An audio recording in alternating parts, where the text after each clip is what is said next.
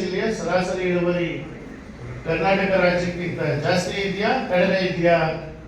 ಭತ್ತ, ರಾಗಿ, ಕಬ್ಬು ಅಂದಾಗ ನಾನಾದ್ರೂ ಮಂಡ್ಯ ಜಾಸ್ತಿ ಇದೆ ಮಾಹಿತಿ ಇರಲಿಲ್ಲ, ಜಾಸ್ತಿ ಇದೆ ಅಂತೇಳಿ ಆಮೇಲೆ ಅವರೇ ಮಾಹಿತಿ ಕೊಟ್ಟು ಅಂತ ನೋಡಿದ್ದೀರಾ ಮೊಬೈಲಲ್ಲೆಲ್ಲ. ಸೊ ಆ ವರ್ಷ ಸ್ವಲ್ಪ ಇಳುವರಿ ಕಡಿಮೆ ಆಗಕ್ಕೆ ಶುರುವಾಗಿತ್ತು.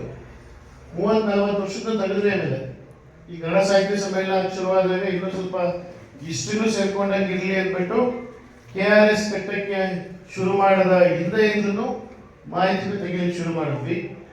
ಏನು ಮಂಡ್ಯ ಜಿಲ್ಲೆ ಕೆಲವು ಪ್ರಥಮಗಳಿಗೆ ಸಾಕ್ಷಿಯಾಗಿದೆ. 1901 ಇಸ್ವಿನಲ್ಲಿ ಏಷ್ಯಾ ಖಂಡದ ಮೊಟ್ಟ ಮೊದಲ ಜಲವಿದ್ಯುತ್ ಕೇಂದ್ರ ಏಷ್ಯಾದನೇ ಶಿಂಷಾದಲ್ಲಿ ಆಗ್ತದೆ, ಅದು ಮಂಡ್ಯ ಜಿಲ್ಲೆ. ಮೊಟ್ಟ ಮೊದಲ ಸಕ್ಕರೆ ಕಾರ್ಖಾನೆ ಸರ್ಕಾರಿ ಮಂಡ್ಯ ಜಿಲ್ಲೆ ಆಗಿದೆ. ಇದ್ದಂತ ಮಂಡ್ಯ ಜಿಲ್ಲೆ ಇವಾಗ ಎಷ್ಟನೇ ಪ್ಲೇಸ್ ಇರ್ಬೋದು? ಮೇಲೆ ಹೋಗಿದ್ದು, ಕೆಳಗಡೆ ಬಂದಿದ್ವು. 9ನೇ ಪ್ಲೇಸ್ ಅಲ್ಲಿ, 1ರಿಂದ 9ರಲ್ಲಿ ಇದ್ವಿ. ಈಗ ಎಷ್ಟನೇ ಪ್ಲೇಸ್ ಇರ್ಬೋದು? 17ನೇ ಸ್ಥಾನದಲ್ಲಿದ್ದೀವಿ. ಮಂಡ್ಯ ಜಿಲ್ಲೆಯ ಆದಾಯ ಕುಸಿತ ಆಗಿದೆ. ಕರ್ನಾಟಕದ ಆದಾಯ ಬೆಳೆದಿದೆ. 9ನೇ ಪ್ಲೇಸ್ ಇದ್ದಂತ ಕರ್ನಾಟಕ 4ನೇ ಪ್ಲೇಸ್ ಹೋಗಿದೆ. ಕೆಮಿಕಲ್ಸ್ ಅಂಡ್ ಫರ್ಟಿಲೈಸರ್ಸ್ ಅಂತ ಬೆಳೆಗಳಲ್ಲಿ ಬೆಳೆಗಳ ಅಂತ ಇಲ್ಲಿ ಅಮೋನಿಯಂ ಸಲ್ಫೇಟ್ಗೆ ಕರೀತಾರೆ, ಗೊತ್ತಲ್ವಾ? ಅದು ಕರ್ನಾಟಕದಲ್ಲೇ ಮೊಟ್ಟ ಮೊದಲ ರಸಗೊಬ್ಬರ ತಯಾರಿಕೆ ಕಂಪನಿ ಬೆಳೆಗೊಳ್ಳೋದಿಲ್ಲ ಆಗ್ತದೆ. ನಾವು ಹಿಸ್ಟ್ರಿ ಹುಡುಕಕ್ಕೆ ಹೋದಾಗ ಸಿಕ್ಕಿದ್ದು.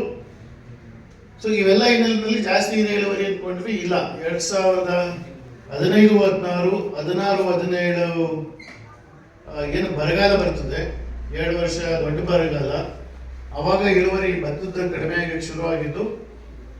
22-23 ಹಿಂದೆವರೆಗೂ ಕುಸಿತದಲ್ಲೇ ಇತ್ತು. ಇದನ್ನು ಕಳೆದ ವರ್ಷ ಮಾತಾಡಿದ್ವಿ. ಇಳುವರಿ ಕಡಿಮೆ ಆಗ್ತಾ ಇದೆ, ಜಾಸ್ತಿ ಮಾಡಬೇಕು, ಏನ್ ಮಾಡ್ಬೋದು, ಏನೇನ್ ಮಾಡ್ಬೋದು ಅಂತ ವಿಜ್ಞಾನಿಗಳ ಜೊತೆ ಕೂತ್ಕೊಂಡು VC ಫಾರ್ಮ್ ನಲ್ಲಿ ಚರ್ಚೆ ಮಾಡಿ, ನಾವು ಎಲ್ಲ ಇಲಾಖೆ ಅಧಿಕಾರಿಗಳು ಸೇರ್ಕೊಂಡು ಕೆಲವು ಪಾಯಿಂಟ್ಸ್ಗಳನ್ನ ನಾವು ಏನ್ ಪ್ರಯತ್ನ ಪಡ್ಬೋದು, ನಮ್ಮಿಂದ ಏನ್ ಸಹಕಾರ ಕೊಡ್ಬೋದು.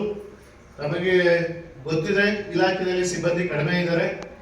ನೀವು ಸಹ ರೈತರಿಗೆ ನೇರವಾಗಿ ನಮ್ಮ ಇಲಾಖೆಗೆ ಬರುವಂತವ್ರು 15-20% ಅಂದ್ರೆ 70% ನಿಮ್ಮ ಹತ್ರ ಬರ್ತಾರೆ. ನಮ್ಮ ಮಾತಿಗಿಂತಲೂ ಸಹ ನಮ್ಮ ಹತ್ರ ಈಗ ಇತ್ತೀಚೆಗೆ ಬರುವಂತವರು ಸಹಾಯಧನಕ್ಕೆ ಜಾಸ್ತಿ ಬರುವಂತದ್ದು ವೃತ್ತಿಯಾಗಿದೆ. ತಾಂತ್ರಿಕತೆಗಳು ಹೇಳಿಕೊಟ್ರು ಅದನ್ನ ಎಷ್ಟು ಜ್ಞಾಪಕ, ಪೋಷಕಾಂಶದ ಕೊರತೆ, ಅಪೌಷ್ಟಿಕತೆ, ಇದರಿಂದ ಅವನ ಬುದ್ಧಿನೂ ಬೆಳೆಯಲ್ಲ, ಮೂಳೆ ಕಾಳುಗಳನ್ನು ಶಕ್ತಿ ಸಾಮರ್ಥ್ಯ ಇರಲ್ಲ. ಆ ರೀತಿ ಪೋಷಕಾಂಶಗಳ ಅಸಮತೋಲನ ಆದರೆ ನಮ್ಮ ಬೆಳೆಗಳು ಅದಕ್ಕೆ ಎಷ್ಟು ಶಕ್ತಿ ಇದೆ ಅಷ್ಟು ಇಳುವರಿ ಕೊಡಲಿಕ್ಕೆ ಸಾಧ್ಯ ಆಗಲ್ಲ. ಅದಲ್ಲದೆ ಅವಕ್ಕೆ ರೋಗ ಕೀಟ ತಡ್ಕೊಳ್ಳುವಂತ ಶಕ್ತಿನೂ ಕಡಿಮೆ ಆಗ್ತದೆ.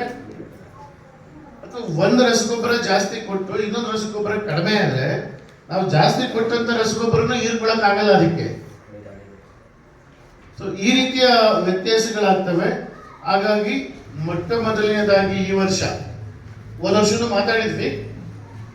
ಹೋದ ವರ್ಷ ಏನಾಗಿತ್ತು, ಪೊಟ್ಯಾಶ್ ರೇಟ್ ಜಾಸ್ತಿ ಇತ್ತು. ಏನೇ ಮಾತಾಡಿದ್ರು, ತಾವು ಮಾತಾಡಿದ್ರು, ಇಲ್ಲಿ ಮೊದಲಿಂದಲೂ ಸ್ವಲ್ಪ ಈ ಸರಾಸರಿ ಅನುಪಾತ ಜಾಸ್ತಿ ವ್ಯತ್ಯಾಸ ಆಗಿರ್ಲಿಲ್ಲ.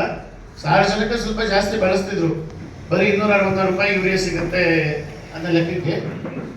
ಬಟ್ ಮಂಡ್ಯ ಜಿಲ್ಲೆಯಲ್ಲಿ ನನಗೂ ಆಶ್ಚರ್ಯ ಅಂತ ಹೇಳಿದ್ರೆ, ಏನು ಕಬ್ಬು ಬೆಳೆಯುವಂತ ರೈತರು ಚಾಪೆ ತಗೊಂಡೋಗಿ ಸ್ಟ್ರೈಟ್ ಫರ್ಟಿಲೈಸರ್ಸ್, ಯೂರಿಯಾ, ಬೂದಿ, ಪೊಟ್ಯಾಶ್ನ ಮಿಕ್ಸ್ ಮಾಡಿ ಲೆಕ್ಕ ಹಾಕೊಂಡು ಬಳಸ್ತಾ ಇದ್ದಂತ ಪ್ರವೃತ್ತಿ ಮೊದಲಿಂದಲೂ ಇತ್ತು. ರೇಟ್ ಕಡಿಮೆ ಆಗ್ತದೆ, ಎಷ್ಟು ಪ್ರಮಾಣದಲ್ಲಿ ಅದು ಕೊಡಬೇಕು ಅಂತ.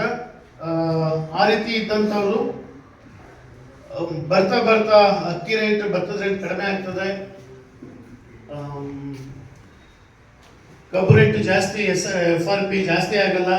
ಒಂದು ಕಾಲದಲ್ಲಿ ಮಂಡ್ಯ ಜಿಲ್ಲೆ ಒಳ್ಳೆ ಸ್ಥಾನದಲ್ಲಿರುವಂತ ಜಿಲ್ಲೆ.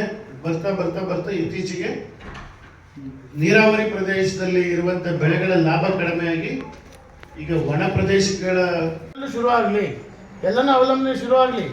ಇಲಾಖೆಗಳ ಮೇಲೆ ಅವಲಂಬನೆ ಕಡಿಮೆ ಆಗಬೇಕು. ಲೆಸ್ ಗವರ್ನೆನ್ಸ್ ಮೋರ್ ಗವರ್ಮೆಂಟ್ ಅಂತಾರೆ. ಸರ್ಕಾರ ಏನೂ ಮಾಡಬಾರ್ದು, ಇಲಾಖೆಗಳ ಮೂಲಕ ಸೃಷ್ಟಿ ಮಾಡಬೇಕು. ನಿಮ್ಮಂಥವ್ರನ್ನ ನೀವು ಸರಿಯಾಗಿ ಮಾಡ್ತಾ ಇರೋ ಇಲ್ವೋ ನೋಡ್ಕೊಳ್ಬೇಕಷ್ಟೇ ನಾವು. ಹೌದಲ್ವಾ? ಹಾಂ, ನಾವೇ ಮಾರಾಟ ಮಾಡೋದು, ಬಿತ್ತನೆ ಬೀಜ ನಾವೇ ಔಷಧಿ ಮಾರಾಟ ಮಾಡೋದು, ಇನ್ನು ಎಷ್ಟು ವರ್ಷ?